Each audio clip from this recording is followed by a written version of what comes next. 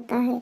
माँ अक्सर कहा करती थी, मायका माँ से होता है और जब तक भाई है, जब तक ही मान है। हमारे यहाँ जैसे जैसे बेटियाँ बड़ी होती हैं, उन्हें अक्सर ये नसीहत मिलती रहती है कि ऐसे ना करो, वैसे ना करो, सलीके से रहो, सिर पर दुपट्टा डालो इत्यादि। आखिर एक दिन पराए घर जाना है, बेटियाँ पराया धन होती हैं। आखिर एक दिन तो उन्हें जाना ही होता है। ट्रेन से वंदना मायके जा रही थी और कब से उसके मस्तिष्क में यही सब बातें बार बार आकर उसे परेशान कर रही थी। जीजी आ गई, बुआ आ गई, कोलाहल मच गया। जैसे ही वंदना की काली पीली टैक्सी द्वार पर आकर रुकी, माँ बुआ जी आई हैं, बाबूजी, जीजी आई हैं। बाबूजी, कौन कौन आया है? माँ, लगता है अकेले ही आई हैं। घर के सभी सदस्य अपने अपने कार्य छोड़कर बाहर भागे, ये देखने की कौन कौन आया है, कैसे आया है। नन्ही गुड़िया वंदना के घर पहुंचने से पहले ही उसकी साड़ी खींच खींच पूछने लगी, हमारे लिए अच्छे अच्छे खिलौने लाई हो ना? बात उन दिनों की है जब पड़ोसी भी एक दूसरे के घरों में काफी हस्तक्षेप किया करते थे। शायद आजकल भी कहीं कहीं ऐसा ही होता है। टैक्सी अभी बाहर आकर रुकी भी नहीं थी कि पड़ोसियों की ताका झांकी शुरू हो गई। पड़ोस वाले गुप्ता जी की लड़की आई है, दामाद दिखाई नहीं दे रहे, साथ में कोई तो बात जरूर है।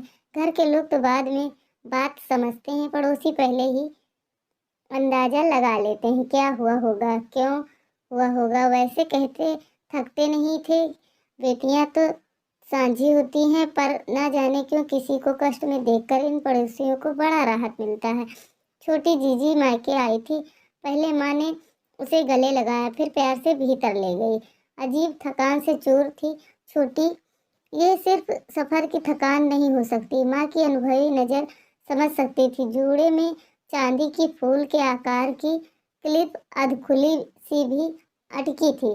काली सफेद बूटियों वाली शॉल बेतरतीबी सी ओढ़ी हुई थी।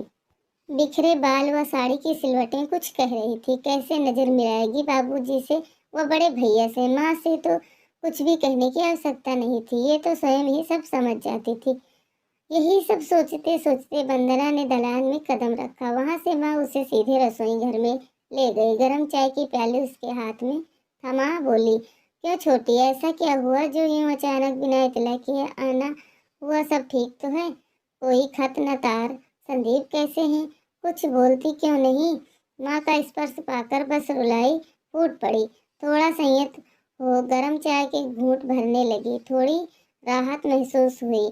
माँ ने मठरी की तस्तरी उसकी ओर सरकाते हुए कहा, देख बेटा, सच सच सब बता देना। तेरे बाबूजी का तो तुझे पता ही है, तूफान मचा देंगे। कुछ ऐसा वैसा सुने तो। भैया भी कैसे हैं तू तो जानती है, और अब तो तेरी भाभी भी है। छोटी ने कुछ शिकायत करते हुए कहा, क्यों माँ, क्या मैं कुछ दिन मायके में आकर नहीं रह सकती? क्या मेरा कोई अधिकार नहीं है आप सब पर, इस घर पर? माँ, क्यों नहीं रह सकती? तेरा अपना घर है, तू जब मर्जी आ, जब मर्जी जा। पर तू हमारा अपना खून है, तेरी चिंता है हमें, इससे पूछे बिना रहा नहीं जाता। सब ठीक है ना? वंदना की आंखें भर आई। माँ, कभी कभी जीवन में जीते जीते बहुत कुछ हो जाता है पति पत्नी के बीच, आप समझ सकती हैं। साथ रहते हैं, हंसते हैं, रोते हैं, रूठते हैं, मान मनोबल होता है, हर खुशी में भागीदारी होते हैं, हर दुख साझा होता है, हर इच्छा साझा होता है।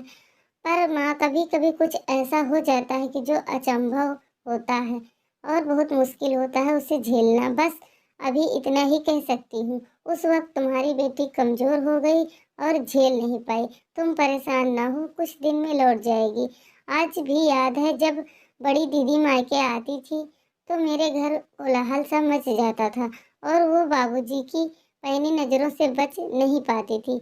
बस एक आधा दिन में ही बड़े भैया के साथ कोई न कोई बहाना कर कर उन्हें वापस छोड़ आने का प्रबंध कर देते थे। क्या मैं समझती नहीं? बुआ जी मुझे भी ज्यादा रहने नहीं देंगे। बाबूजी कहते हैं ब्याह कर दिया बस, अब संभालो अपनी अपनी गृहस्थी, जहाँ हो बस खुश रहो। आखिर कब तक बैठा रहेगा ये बूढ़ा बाप? बड़ों को भी तो अपनी गृहस्थी संभालनी है। आखिर कब तक बहनों का बोझ उठाएगा। भाई आए थे स्टेशन तक छोड़ने, गाड़ी में बैठी तो आंखें भीग गई। लगा उसकी ससुराल में कहीं ज्यादा पराया आज उसका मायका था। आज वंदना को लग रहा था बस ससुराल ही है उसका अपना घर, यही है उसका सब कुछ। जो अपने थे वो तो कब के पराए हो गए हैं। और जब तक भाई